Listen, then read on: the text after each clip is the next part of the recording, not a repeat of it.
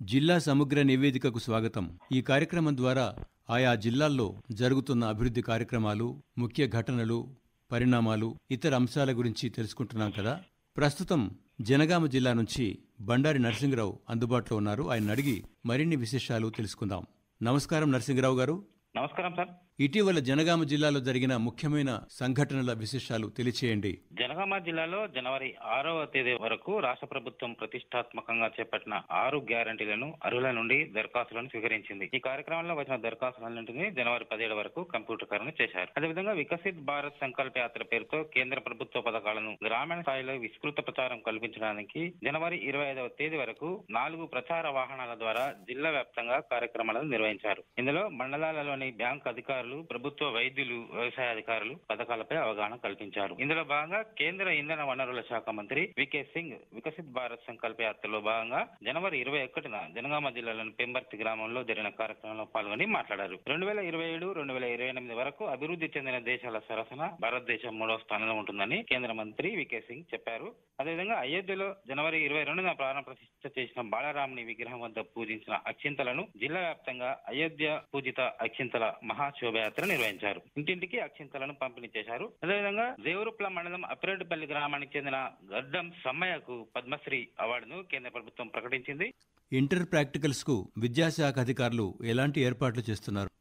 2023-2024 విద్యా సంవత్సరం intermediate practical పరీక్షలు ఫిబ్రవరి 1 నుంచి 15వ తేదీ వరకు నిర్వహిస్తున్నారు. ఈ పరీక్షలకు జిల్లా వ్యాప్తంగా 7,900 మంది విద్యార్థులు హాజరవుతున్నారు. మొత్తం 34 పరీక్షా కేంద్రాలను ఏర్పాటు చేశారు. జిల్లాలో జనరల్ విద్యార్థులకు గాను 21 ప్రాక్టికల్ పరీక్షా కేంద్రాలు, వొకేషనల్ విద్యార్థులకు 13 ప్రాక్టికల్ పరీక్షా కేంద్రాలను ఏర్పాటు చేశారు. ఇందులో జనగామ జిల్లా కేంద్రంలో జనరల్ విద్యార్థులకు 10, వొకేషనల్ విద్యార్థులకు 5 కేంద్రాలను ఏర్పాటు చేశారు. పరీక్షల నిర్వహణకు 28 మంది చీఫ్ సూపరింటెండెంట్లు, 9 మంది డిపార్ట్మెంటల్ అధికారులు పనిచేస్తున్నారు. ఈసారి సెలవు దినాల్లోనూ ప్రాక్టికల్ పరీక్షలను నిర్వహిస్తున్నట్లు అధికారులు తెలిపారు. ప్రాక్టికల్ పరీక్షల నిర్వహణకు ఇంటర్ విద్యార్థులను సబ్జెక్టుల వారీగా బ్యాచ్లుగా విభజించారు. పరీక్షలను పారదర్శకంగా నిర్వహించేందుకు 3 విడతల్లో పరీక్షలను నిర్వహిస్తున్నారు. ఫిబ్రవరి 1 నుంచి 5వ తేదీ వరకు మొదటి విడత, 6 నుంచి 10 వరకు రెండవ విడత, 11 నుంచి 15 వరకు మూడో విడత పరీక్షలు నిర్వహిస్తున్నారు. ఇంటర్ ప్రాక్టికల్స్ కు ఫస్ట్ ఇయర్ లో 3,124 మంది జనరల్ విద్యార్థులు, 1,190 మంది వొకేషనల్ విద్యార్థులు. ఇందులో సెకండ్ ఇయర్ లో 2,346 మంది జనరల్ విద్యార్థులు,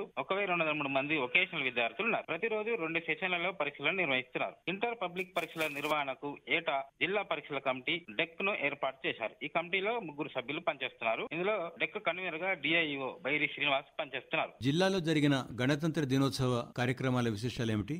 జనవరి 26న జిల్లా కేంద్రంలోని ధర్మకంచ మినీ స్టేడియంలో 75వ భారత గణతంత్ర దినోత్సవ వేడుకలు జరగగా జిల్లా కలెక్టర్ సిహెచ్ శివలింగయ్య జాతీయ జెండాను ఆవిష్కరించి పోలీసుల గౌరవ వందనాన్ని స్వీకరించారు. ఈ సందర్భంగా జిల్లా ప్రగతిని జిల్లా కలెక్టర్ తన ప్రసంగంలో వివరించారు. ఈ సందర్భంగా పోలీస్, వైద్య శాఖ, ఉద్యానవన, ఐసిడిఎస్, పాడి పరిశ్రమ అభివృద్ధి సహకార సంస్థ, పౌర సరఫరాల శాఖ తదితర ప్రభుత్వ శాఖల ఏర్పాటు చేసిన స్టాల్స్ ను ఆయన తిలకించారు. అనంతరం దివ్యాంగులకు సర్టిఫికెట్లను అందించారు. వివిధ శాఖలకు చెందిన ఉత్తమ ఉద్యోగులకు కలెక్టర్, డీసీపీ, అదనపు కలెక్టర్ చేతుల మీదుగా ప్రశంసా పత్రాలను అందించారు. స్వాతంత్ర సమర యోధులకు కూడా శాల్వాలతో సన్మానం చేశారు. జనవరి 14 నుంచి 31 తేదీ వరకు జరిగిన జంతు సంక్షేమ పక్షోత్సవాల గురించి తెలియచేయండి.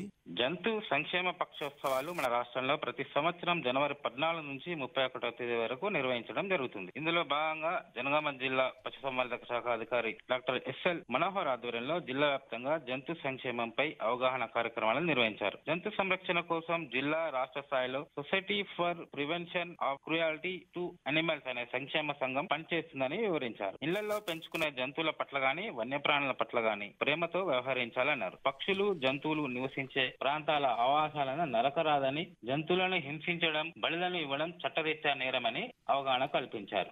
జనగామ జిల్లా నుంచి బండారి నరసింగరావు అందించిన విశేషాలు విన్నాం కదా. జిల్లా సమగ్ర నివేదిక కార్యక్రమంలో మరో రోజు మరో జిల్లా గురించి తెలుసుకుందాం. అంతవరకు సెలవు. నమస్కారం.